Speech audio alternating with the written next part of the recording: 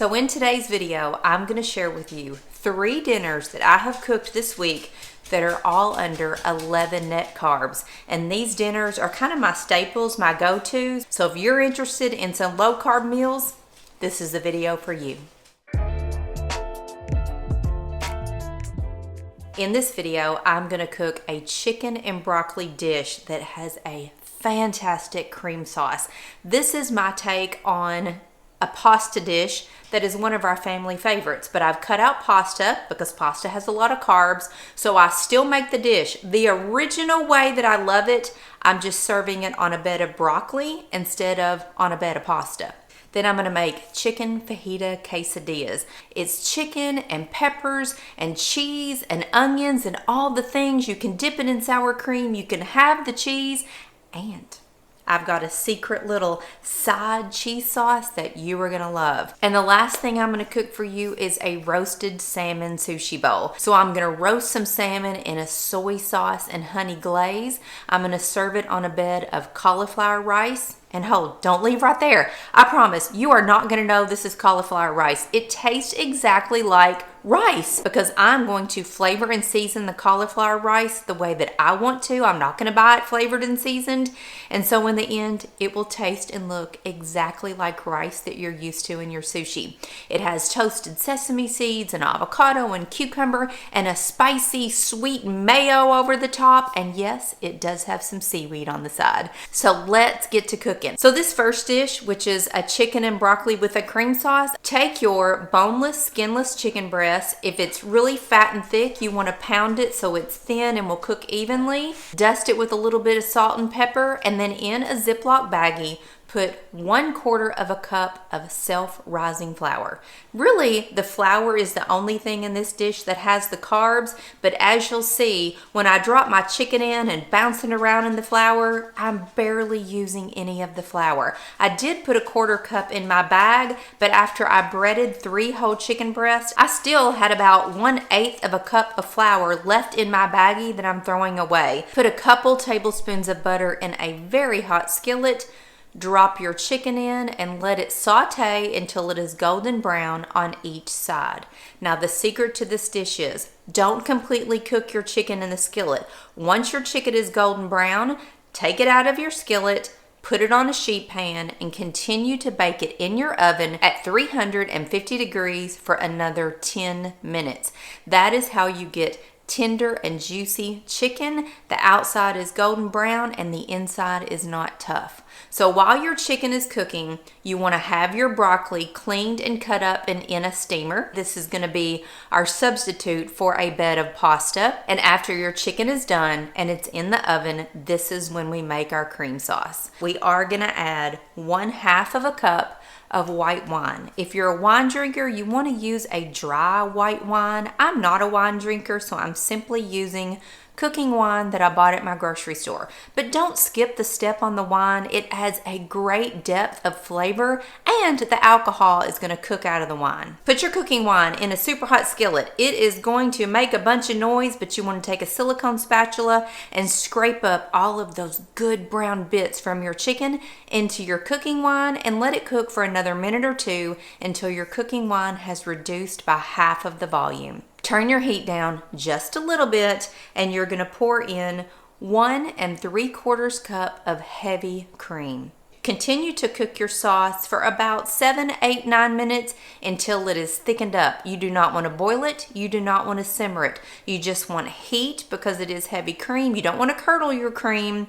Just continue to stir it lightly and it will begin to thicken up. At this point, you want to add salt and pepper and 1/3 of a cup of grated parmesan cheese. Let your sauce get all melted together, and when everything is ready to go, your chicken is cooked, your broccoli is steamed, and your sauce is thickened, take a great looking beautiful dish, fill the bottom of it with your steamed broccoli, put a golden brown piece of chicken breast on top that is perfectly brown and crispy, and then ladle that beautiful wine cheesy cream sauce on top.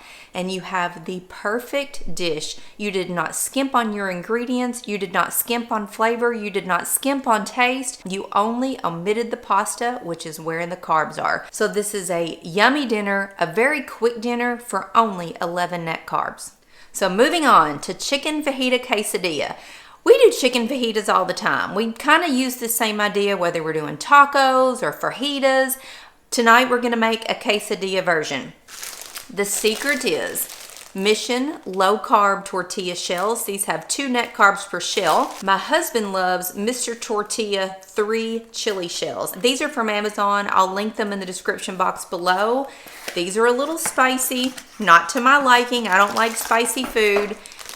They are a street taco size, and there's 1 net carb per shell. And the key to this dish is to have everything cut up and ready to go. Go ahead and cut up your red peppers, your yellow peppers, green peppers if you would like, and your yellow onion into very small slithers. Season up your chicken really well with salt and pepper. You can put some chili powder on there, some cumin, some garlic powder, and a very hot skillet that you have added 1 tablespoon of butter, or you could use olive oil if you prefer. Brown your chicken. Then you want to add your onions and your peppers to the skillet. Peppers first because they take just a little bit longer to cook. Give your peppers about a 2-minute head start and then add your onions.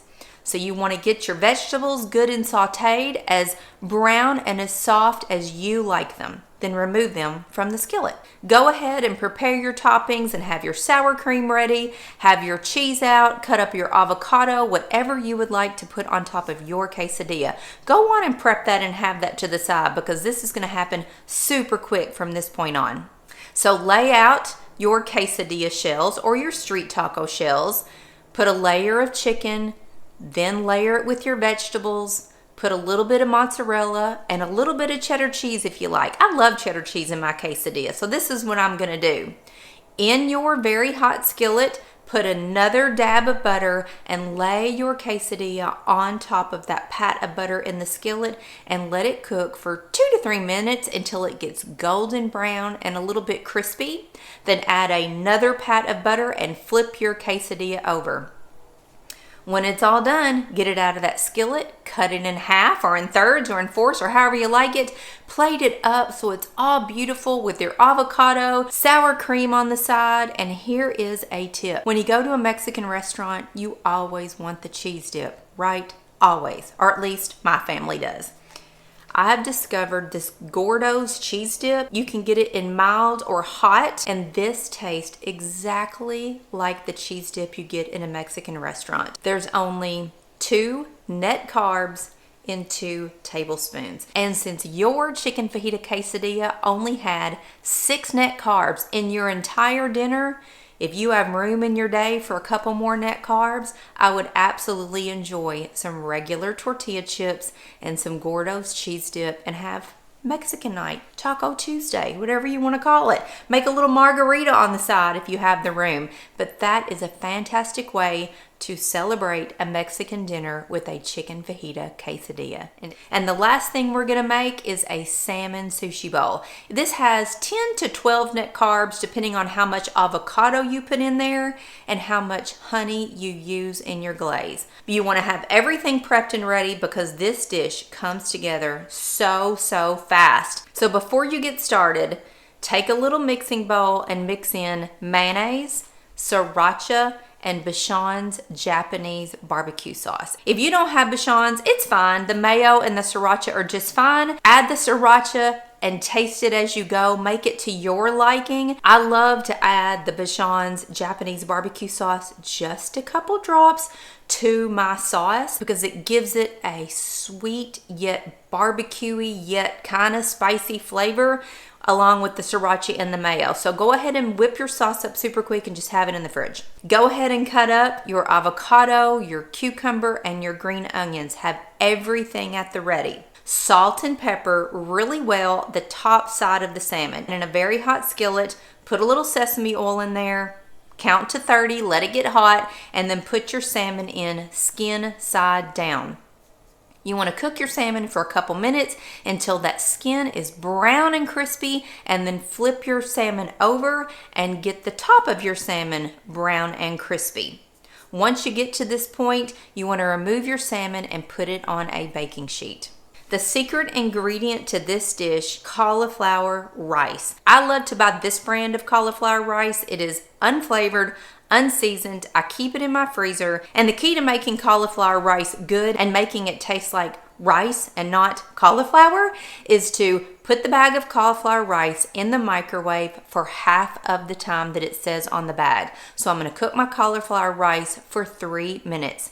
When it's done, just take it out of the microwave and set it next to your stove. We're going to use it in just a minute. So while you're sauteing your salmon, you want to take a very small microwavable bowl and you want to put several tablespoons of soy sauce in the bowl and about 1 tablespoon of honey.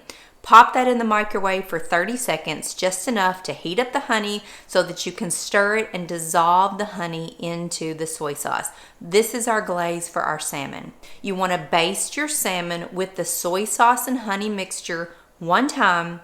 Pop it into your oven, which is on high broil, and broil it for 2 to 3 minutes. Keep an eye on it. This happens quick because we're actually going to baste it and broil it 2 times. But while it's in there for the first time, you want to put your half-cooked cauliflower rice into a very hot skillet and add your grated up carrots. And we're going to continue to cook the cauliflower rice in the skillet so it cooks out the water. I'm going to dry it up just a little bit. We're going to season it with some soy sauce, a little bit of pepper. Don't add any salt because soy sauce has salt in it. And just let it cook while we're finishing off our salmon.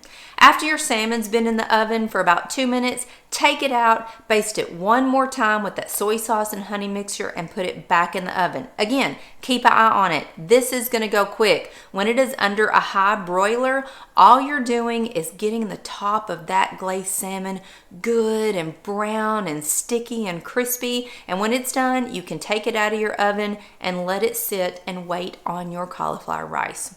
Once your cauliflower rice is fully cooked, which it only takes a couple minutes, it is no longer wet, then you can put a big heaping spoonful of that rice in the bottom of a beautiful bowl. You're going to put your diced up cucumbers, avocado, some grated carrot, your green onions. Then you're going to top it with toasted sesame seeds and drizzle it with that beautiful spicy mayo sauce that you made before you got started.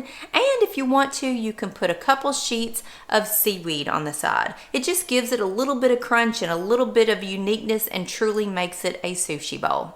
And look at this beautiful dinner, all for about 10 to 12 net carbs.